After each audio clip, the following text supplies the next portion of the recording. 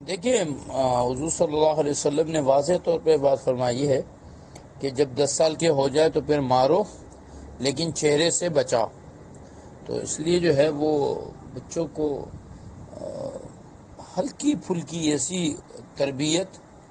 بعض بچوں کو دیکھا جاتا ہے کہ بہت زیادہ سر چڑھے ہوتے ہیں اور پھر وہ ایسی جگہوں پر اپنے ماں باپ کے لیے رسوائی اور شرمندگی کا سبب بنتے ہیں جہاں نہیں ہونا چاہیے.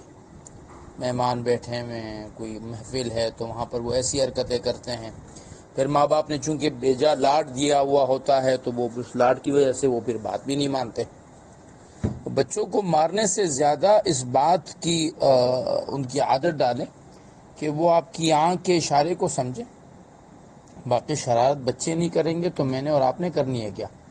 شرارت پر بچے کی مار نہیں ہوتی ہے، شرارت تو کریں گے، البتہ بدتمیزی، بدتہذیبی اور ایسی حرکتیں کہ جو ہمارے معاشرے میں ایک بچہ ہے وہ صوفے پر اچھل رہا ہے، کود رہا ہے، بیڈ پہ اچھل رہا ہے، کود رہا ہے، یہ چیز اٹھا رہا ہے، وہ چیز اٹھا رہا ہے. یہ شرارتیں مار کی نہیں ہوتی ہے. مار کی وہ چیزیں ہوتی ہیں کہ جو زبان کا ضرورت سے زیادہ چلنا یا بڑوں کا احترام ادب یہ چیزیں نہ ہوں. اور پھر ہمارے ہاں جو دیندار جو خاندان ہیں وہاں بچے کا نماز نہ پڑھنا، اس طرح کی چیزیں ایسی ہیں کہ جس پر ہلکی سی سرزنش ہو، سخت پٹائی کا تو کہیں بھی حکم نہیں ہے.